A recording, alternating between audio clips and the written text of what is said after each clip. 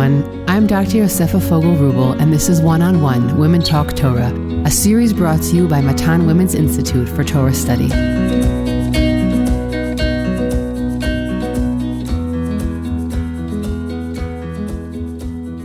Welcome back to Matan's One-on-One Parsha podcast, where we discuss deep thematic points about the weekly Parsha. This episode is sponsored in honor of Bobby Winter's birthday by her children and grandchildren, Ariel, Lauren, Ilana, and Natan. Her deep love of Torah and Israel are a wonderful inspiration to us all. If you would like to sponsor a podcast episode, please contact the Matan office or email me at podcast@matan.org.il. This Bereshit series is titled Choseness and Choices. The book of Bereshit is propelled forward by God's chosen representatives, Adam, Noach, Avraham, Yitzchak, and Yaakov. But these messengers impact the world because of the choices they make. And it is the nexus between being chosen and the human choices that actualize this divine will in the world that we are exploring in these episodes. Parshat Vayigash opens with Yehuda's moving speech to Yosef that ultimately breaks down the smokescreen separating him from his brothers.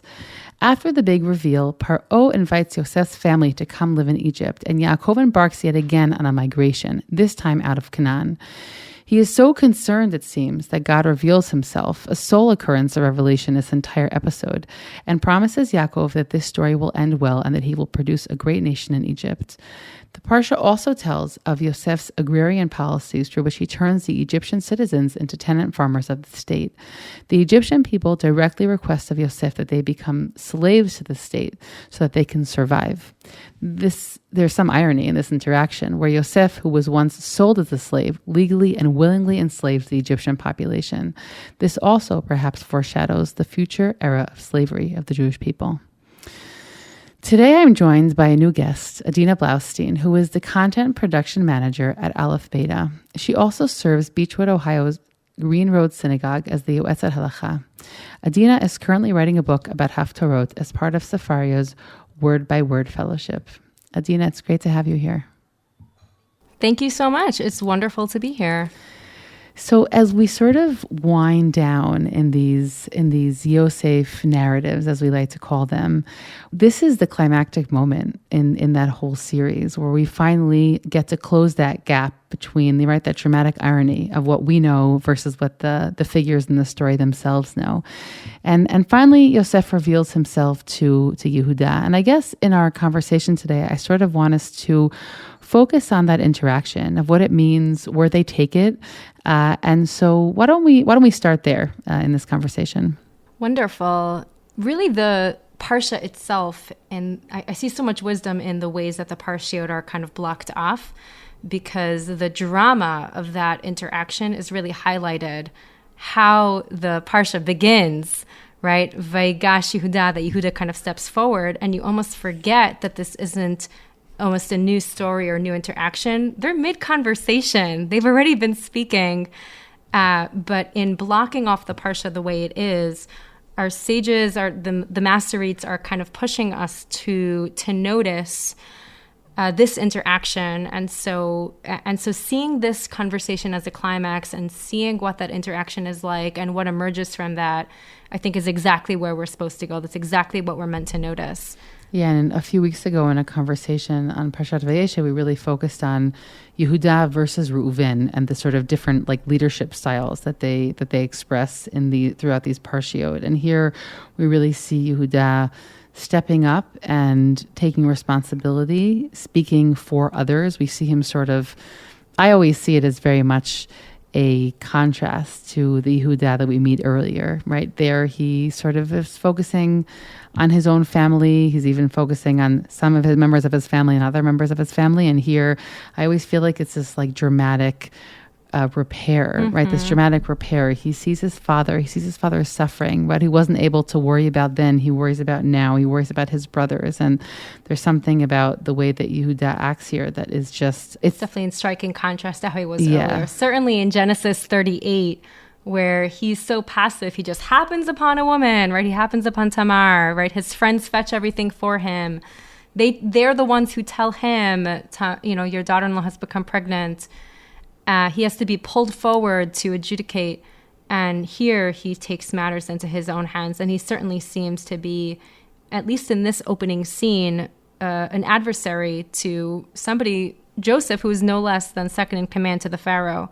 So when you're considering that type of confrontation, I think thinking about how far Yehuda has grown is certainly an interesting thing that emerges in this opening conversation. It's funny because that growth that you see in this character, I always wonder how much of it was he aware of. You know, I have many years as a classroom teacher, and one of the most important things is that students develop a growth mindset. And what that means really is that they're able to step outside their own bodies and see their own growth and believe that they can keep growing. And I kind of wonder, did Yehuda realize in stepping forward that this was a moment of growth, that this was a moment of heroism? Was this a harebrained thing to do? It could have ended very differently.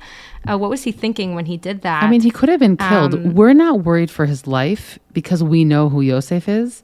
But he doesn't know so you have who to it kind is. of read without the end in mind. He could have been killed. Like, this is him actually putting his life on the line by going against the will of someone who seems a very, non-sympathetic leader here in Egypt. You know, it's funny, Yosefa, you had emailed me when you invited me to join this podcast, and as you said so beautifully in the introduction, that you're exploring Bereshit through the lens of choices.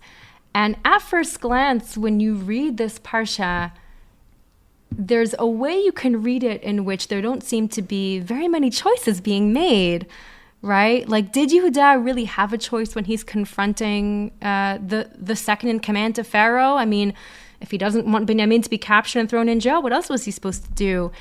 And that was a choice, right? We're realizing that was a major choice. Was it really a choice that they had in the last parsha to bring Binyamin down even? Was that a choice? They needed food. And I see this most, I think, strongly in the verses that describe Yosef revealing himself to his brothers, how the parsha and the text seem to be playing with, was this a choice or was this not a choice? So I'd like to point us to those verses because I think they're worth glancing at again. The text almost emphasizes how not in control of his senses and his faculty he is in verse 2. His sobs are so loud the Egyptians can hear, almost emphasizing, wow, this is a man not in control of his emotions. This is a man who hadn't planned on revealing himself in this time, in this place, but does. And I think the text is playing with us of, was he in control? Was he not in control? Similarly to the opening scene of the parsha, where you're thinking, was Yehuda in control? Was he not in control? Things just kind of happen that way. And I see this idea of people kind of not really making choices, but kind of making choices once more in the reconciliation that takes place between the brothers in the next few verses. So in the continuation of chapter 45, Joseph's first words to his brothers are, Ani Yosef, ha'od avinu chai, is my father still alive? Ha'od avi chai, is my father still alive? But the brothers can't answer, right? Ki nevalu b'panav, they're so dumbfounded, and they just can't even think what to say. Those choice of those opening words, I like to think about that too. Like, what else could he have said? Why did he choose those words? It's clear his father's on his mind. It's clear that seems to be the reason why he's so overcome in a way. I think that's a very interesting choice of reveal. I'm curious what you make of those words. So it's interesting. First of all, in terms of Yehuda being, I think he's very much in control because his speech is very, very calculated. And I think that, we could spend the whole conversation speaking about like the rhetorical devices of his speech. But I think that there's something very, very calculated and conscious about his speech. So I tend to think that that's something he practiced on his way down to Egypt. But in terms of Yosef, I agree with you. But I'll just challenge that for a second. I agree that his speech is very measured and very political. But it's genuinely emotional, which is why it's moving. Exactly. Yes. Agree with you. And that's such a fascinating balance of how I think you see a character strength in that somebody can be swept up by emotion and yet still be able to be shrewd and calculated shrewd, I think, has a negative connotation. No, I agree with but you. to be I mean, wise in we that both moment. teach, right, in front of people. And I'm sure you have this experience where like you've planned something and you have a lesson plan and you leave it open because obviously you don't want it to be too calculated. And then sometimes this happens to me often. I'm very surprised at like how emotive I am, and it's very genuine. Meaning, I didn't plan. I didn't write insert emotion here, right? But as I'm teaching, you sort of like get into the mode, and things happen by itself. And most of it, I would hope, is a genuine reflection of what I actually feel inside, right? So that's kind of how I read Yehuda. Like he clearly planned, but he also had genuine remorse. He had genuine care, and all of those things were reflected when he speaks to Yosef. And so that's, I think, what convinces Yosef to sort of... Yeah, he never could have imagined that the goblet would be in Binyamin's sack. He probably might even wonder, did my brother do this, right? Was he guilty? Did I not realize? He doesn't really know everything that's going on that we know. There's so much dramatic irony in this scene. And swept up by emotion. That's why I'm kind of pushing back on, did he rehearse this speech? I don't think he could have predicted that this would be the scenario that would face him.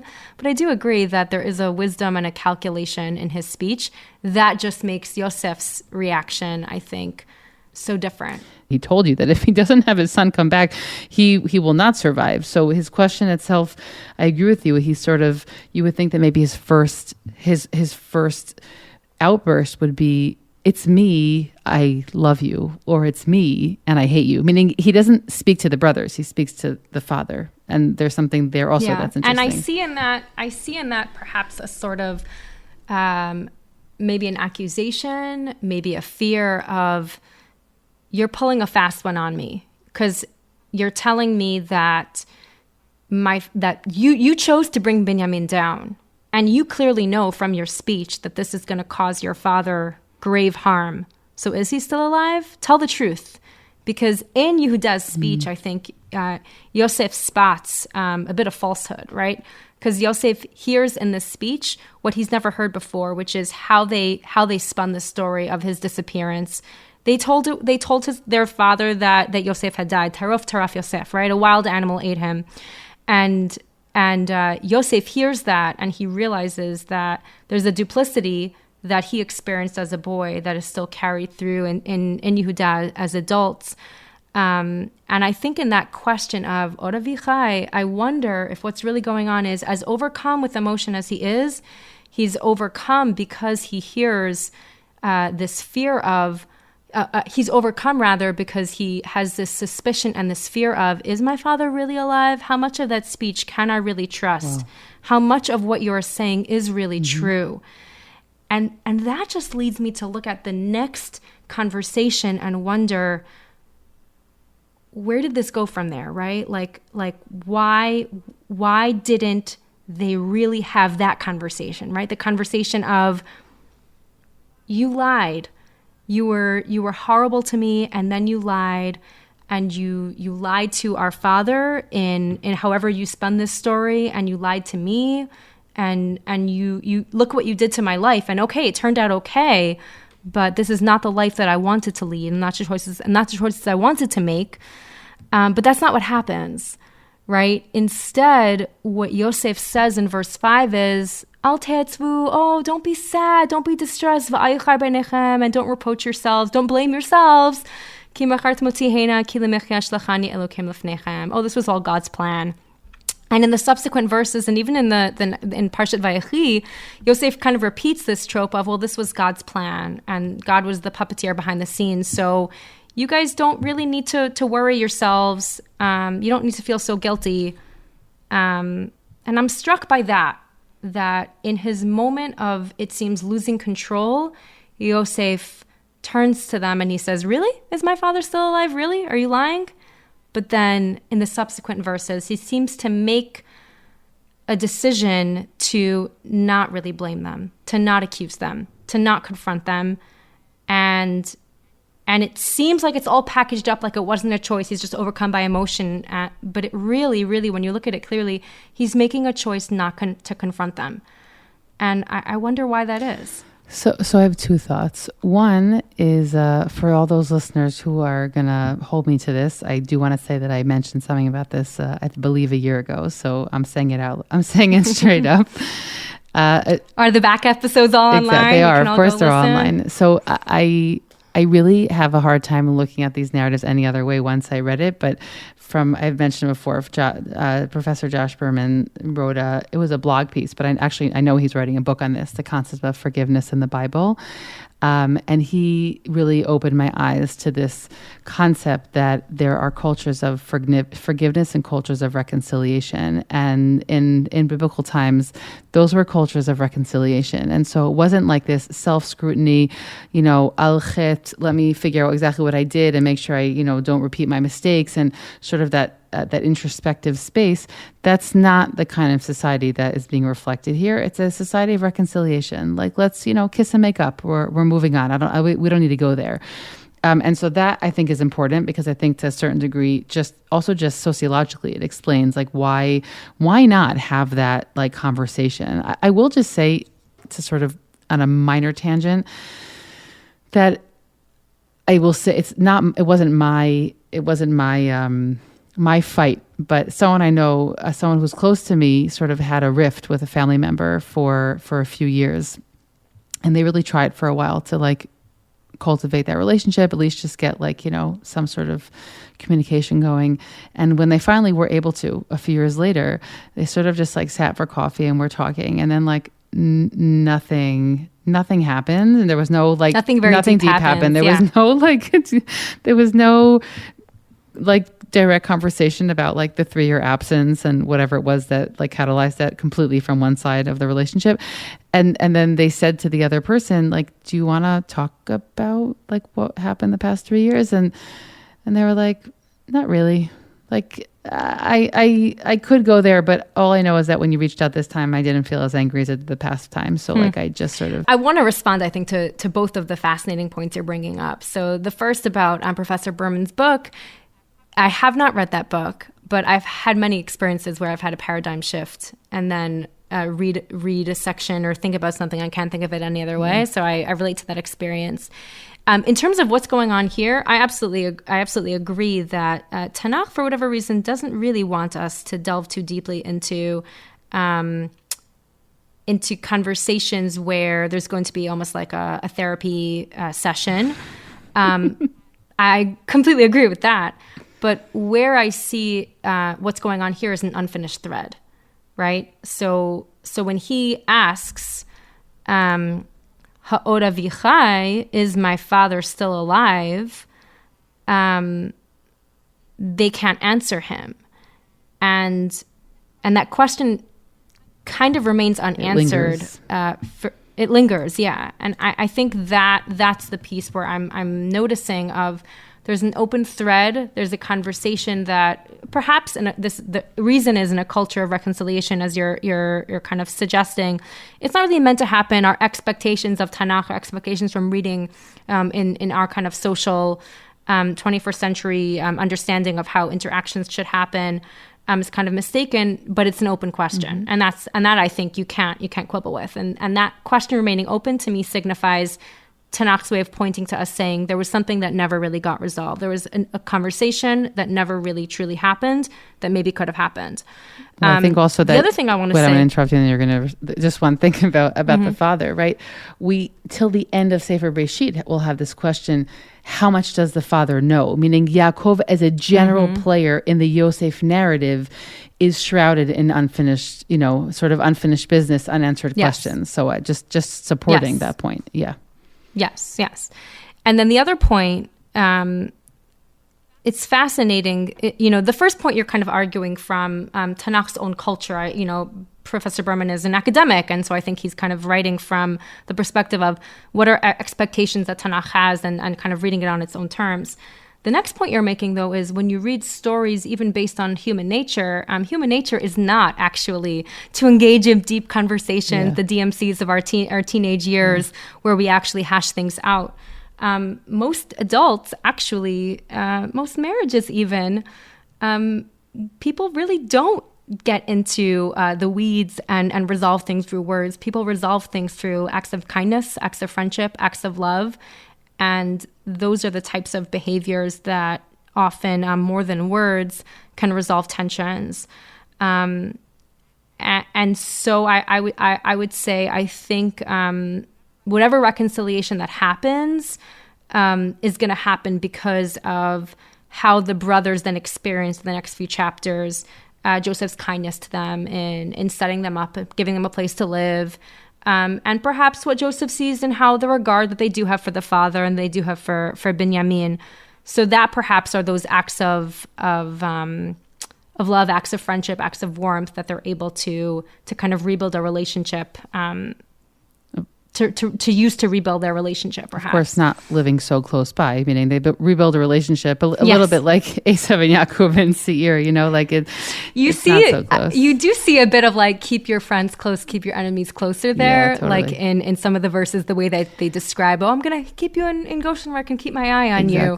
There's a bit of that going on. By the way, another thing that I think is very important for the point you're making is when you sort of said that he immediately provides the theological frame, right? Yosef immediately provides, it's okay, it's not you, right? Not only is he saying you don't have to feel bad, maybe he's saying that, maybe he's not really saying that, but he's saying... He blames God. Yeah, it's fine, it was God's plan, right? And I think... Hashgacha pratis, as people nowadays might say. Exactly, but I think that piece is significant because it's a little bit like Yosef is saying, let's not reassess, because I've spent so many years creating a theological construct that I could live with, and it works for me. So please don't break it down and try and say something else, because I'm not interested in hearing it, right? And it comes back again, of course. I think that's a great in the point. last chapter of Bereshit, point. but very much he sort of like throws it at them, right? You spoke about like there really aren't that many choices here. He's saying like, let's not reopen this topic. Not interested in going there, Yeah. And that's also a choice, right? In choosing to frame this as, well, this was God's doing, and who are we to quibble with God? So let's just accept. And that closes off, though, any further introspection over, do we still blame each other? Do we really believe that your dreams were real? Do we believe that maybe your dreams were real, do we believe that we were meant to take action because of them, or that they would be positive, or that God really wants us to go down to Egypt? It closes off all of those deeper questions once Yosef, now, it seems like the dreams are actualized, says, well, this is God's doing, right? I've prophesied. It seems like they kind of been walked down that path. And we see that that's problematic because after Yaakov dies, right, they're worried that he's going to take revenge, meaning because there is a downside to the reconciliation as opposed to the forgiveness, because in a situation of reconciliation, you can't really be totally trusting that someone has actually moved on, right? They moved on, but it might just be, somewhat, because if they still have to be scared that he's going to kill them. Well, because they have never reconciled. Correct. Because in this moment they have not reconciled, they've just said, well, it's God's doing and Dad wants us to get along. Yeah. Once Dad dies, then all of the unexplored, all of the conversations that were never had, then suddenly come to the forefront. And then once again, and that's, I'm sure you'll deal with in the next parsha, Joseph once again basically says the same thing he said in this parsha, which is, this is God's doing. Yeah. Don't come to me, talk to God. That moment, I think, seems to seal the deal. Because once you create a theology where you basically say, if this is happening to us, then it must be God's doing, then in the next generation, in the beginning of Sefer Shemot, when they start to be enslaved, these verses in the beginning of Shemot chapter 1 kind of rush by. You look up and all of a sudden they're enslaved, but it almost seems like at no point were they able to stop and say, what's happening to us? Do we have any agency in the matter? They've inherited a theology, it seems, from Yosef of if it's God's doing, then this must be, and that it enslaves them into passivity. Absolutely, and that I think thinking about how Ibn Ezra is going to interpret those next few chapters in Shemot is that mindset totally enslaves them psychologically just as much as their bodies are enslaved. It's a mindset of slavery. It's not just an experience of slavery. I see those seeds here. And I think that your point about the theology that Yosef offers is quite astute, because that's perhaps where that seed is planted that has very negative repercussions.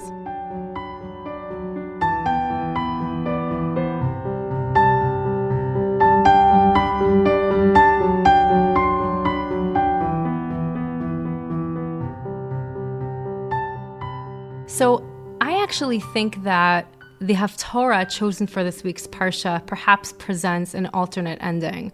I have quite an obsession with Haftarot. I'm actually writing a book now about Haftarot that I would give anything to say, oh, check the shelves in a few months. It'll be years before anybody can read this essay. I hope not too many.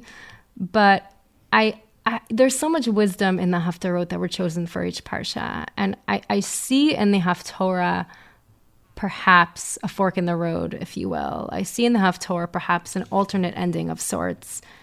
Okay, so take and us I think by looking, I think by looking at the Haftorah, we can kind of see that. So the Haftorah is chosen from the book of Yecheskel, chapter 37.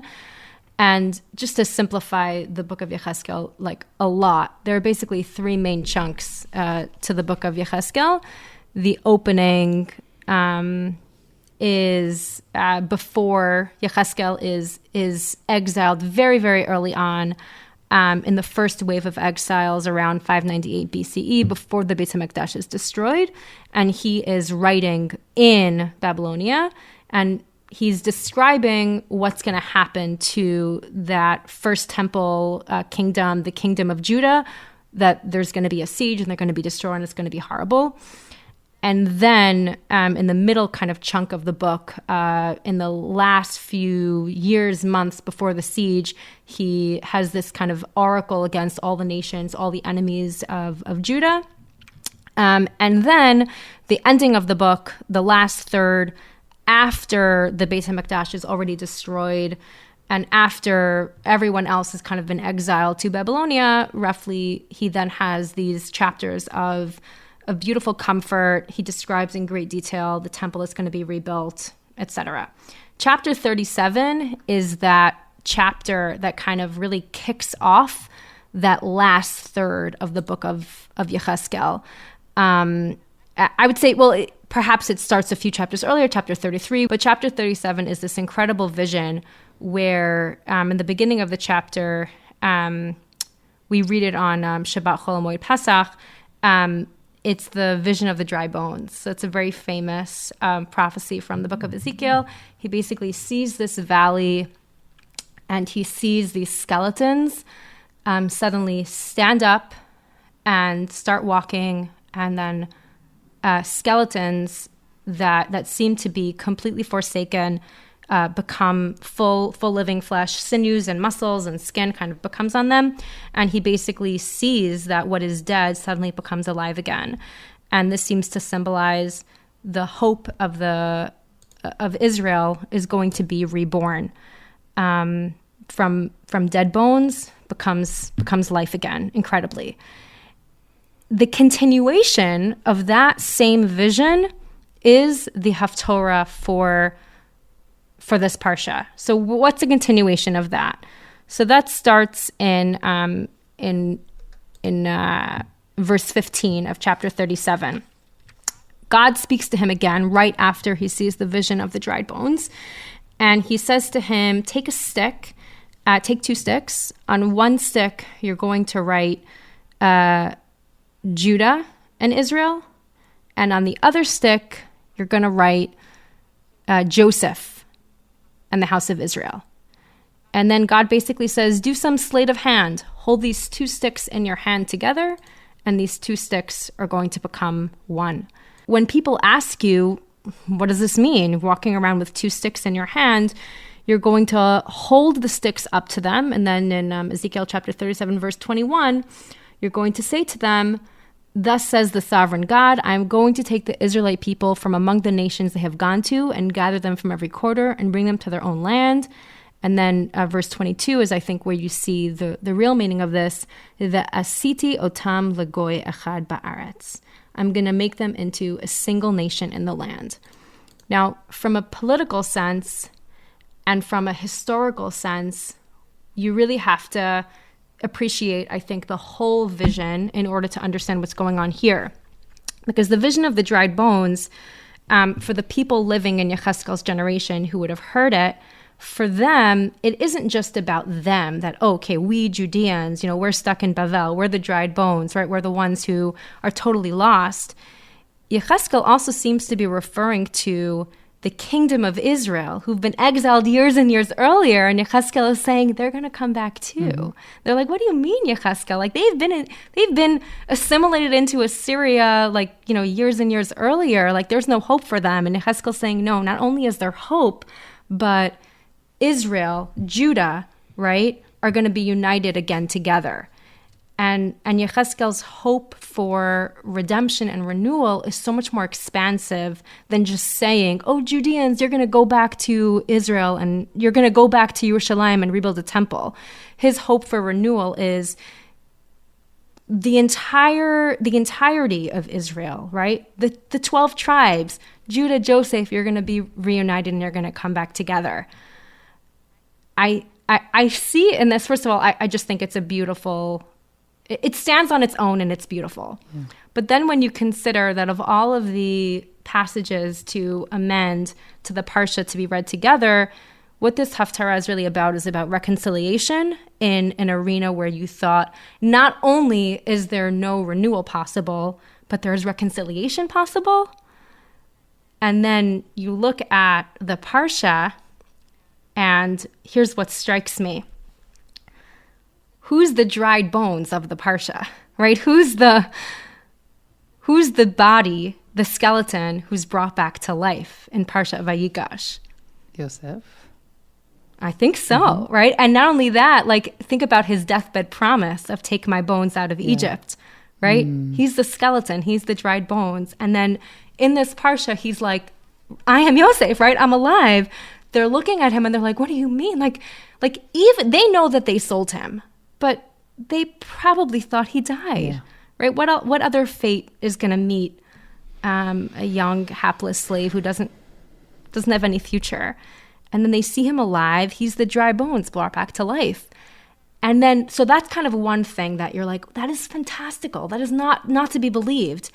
And then not only that, he turns to them and he says, like, it's of the past, right? It's all God's doing. Like, that's also crazy unbelievable that he is somehow willing to reconcile and willing to say, let's be a family again together. The Haftora is almost saying to us, Yosefa, Adina, forget that conversation where you're debating, did they reconcile? Did they not reconcile? And the Haftora is just saying, like, imagine a future where you can just dwell on that. Not only is he alive, but you're going to reconcile and you're going to really be joined together. The two sticks as one. Judah, Joseph, really joined together as one. What could that look like? What would that be? Well, that would be the future Yecheskel describes of this real redemption, this real glory of God being able to rest among the people. So if I make sure I understand correctly, that you're sort of looking at this week's parsha and saying it leaves you wanting, right? It's not really a full, we don't get that sort of satisfaction that like we feel that there's like some sort of closeness or unity that's created between the brothers. At least I don't feel this way.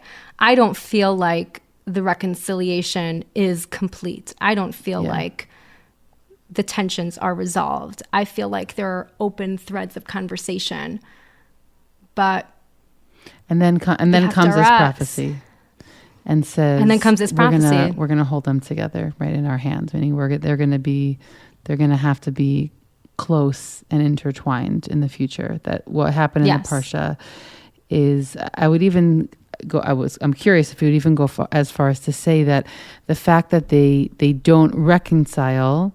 On one hand, we have Yehuda and Yosef are two leaders of the family, right? We've moved away from this model. We don't need one child who's the chosen one. We have two, right? Very important. Yosef becomes the representation of the powerful northern tribes, and Yehuda obviously is the Judean monarchy. But to a certain degree, they may even be creating, in the negative sense, this precedent for the fact that the two stay separate. Right? If I'm understanding correctly, it's not just, well, they're meant to be two leaders of the family. So. But I think that's how many that certainly seems to be how the books of Navi seem to play off of Sefer Bereshit, that what was a family conflict becomes a national conflict. And you certainly see this in the ways that the kingdom of Israel seems to be a Yosef type figure and even look at what the Judeans are called, right? Yehuda, right? That he becomes the name of their kingdom in a way. So what is a conflict between two individuals becomes a conflict played out on a much more national, broader scale. I just want to remind all of our listeners that if you just open up the plain verses of the book of Melachim, I mean, we speak today about the fact that the state of Israel was on the brink of civil war, perhaps in the past few months before the actual war now. I mean, there were just generations of civil war between the two kingdoms in Israel. I'm learning with my daughter just for evening fun. So we're towards the end of Sefer Melachim Bet right now. And just so many times it says sort of, Al derech hagav, by the way, and then there were years where there was war between Yehuda and Israel. And she was like, what is that? She's like, what do you mean? They're related. Why would they be at war with each other? Right. And so we kind of sometimes forget that, meaning there's a whole expanse between the forefathers or Yosef and Yehuda and this vision, of course, that you're bringing in so beautifully from the book of Yechezkel. And in those years, you have generations of civil war between them. Yeah. So it just underscores to me how we read the vision of the dried bones and we're thinking, wow, that is unbelievable, as in not to be believed. Yeah. But it's the second half, right? In framing the Haftora, I think that the Mesadrei Haftarah, whatever you want to call those anonymous people sitting around the table choosing the Haftarah, right? They probably had in mind the first half too, that we would think about this, that we would realize that that's part of it. It's the two sticks becoming one that is just as fantastical and not to be believed as much as the first half. But then there's also a part of me that wonders, that's all it takes. I don't even know if Yechezkel's describing a miracle. Yechezkel's simply taking two popsicle sticks, writing Yisrael on one and writing Yehuda on the other and holding them together in his hand. I mean, haven't you ever told your young children, you're not in a fight anymore because I said you're not, right? Or something to that effect of like, stop fighting. You said you're sorry. You're not in a fight anymore, right?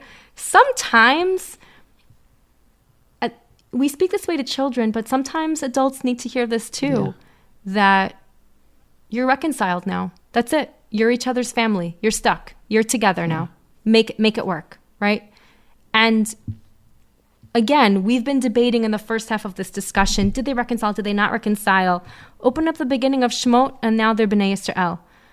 So they must have. There was something. There was some unification that happened, even if it wasn't as complete as either of us might wish.